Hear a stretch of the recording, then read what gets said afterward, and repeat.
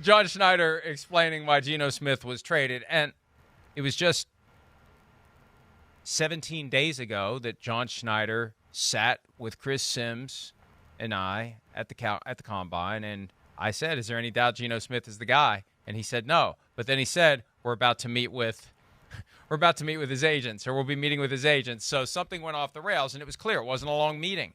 The numbers started with 4 average per year.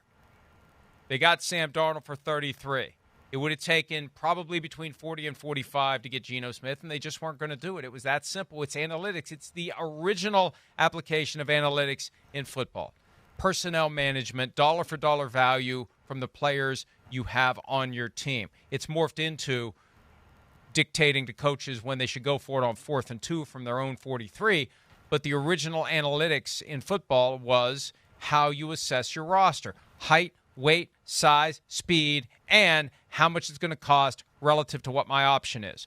They got an option cheaper, and they do with the most important position on the field. You know, we've been saying, when is one of these teams that's drafted a quarterback that's gotten to the end of the rookie contract going to say, nope, we're just not going to do it? That's what the Seahawks did with Geno Smith. Nope, you played well. You played extremely well. Surprised everyone, including yourself, as to how good you've been the past few years. We're not going to do it. We're not going to do it. We'll go get somebody else who we think will be the next Geno Smith. And when he has a couple of great seasons and he comes back and he wants something that starts with a 5, we'll go find the next Sam Darnold. I wonder if that's – I know that's part of it, but I think something else is happening here in Seattle, and it's Mike Macdonald spent 1 year with Geno Smith. Spent 1 year with them.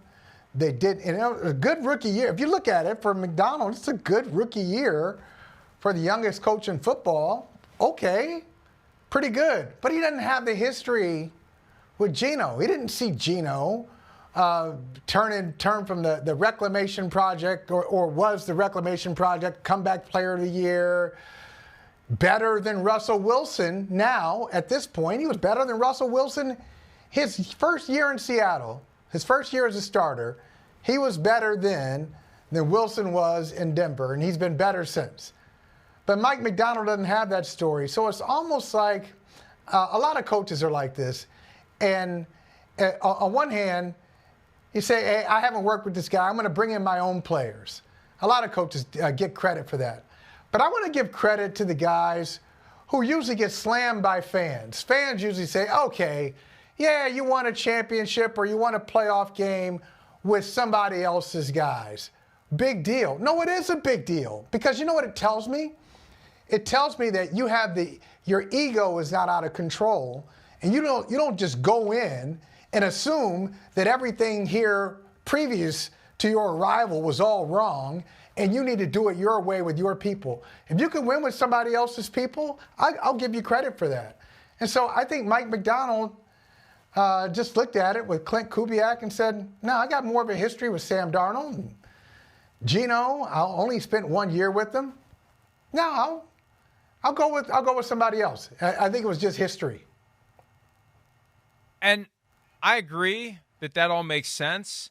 What gets weird is, and this is why I say never take anything at face value from coaches, players, general managers, owners, etc., because they say what they have to say. They say what the circumstances dictate that they say, because if you deviate from that, you create things that guys like us can talk about for 45 minutes on a Friday morning, period.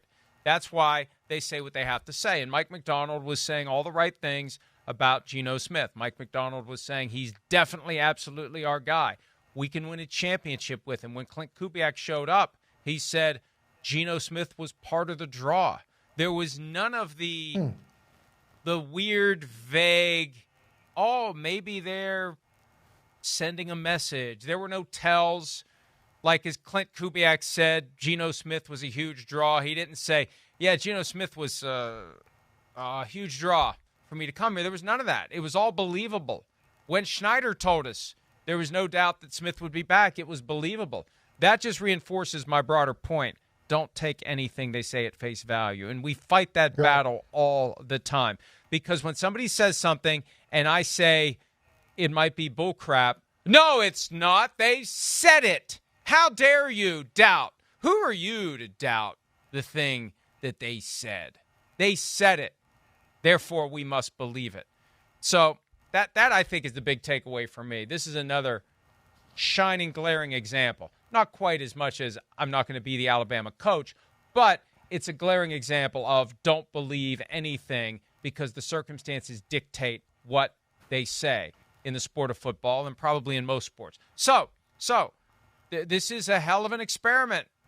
Hi, it's Mike Florio. Thanks for watching PFT on YouTube. Hit subscribe for the latest news and analysis from Pro Football Talk.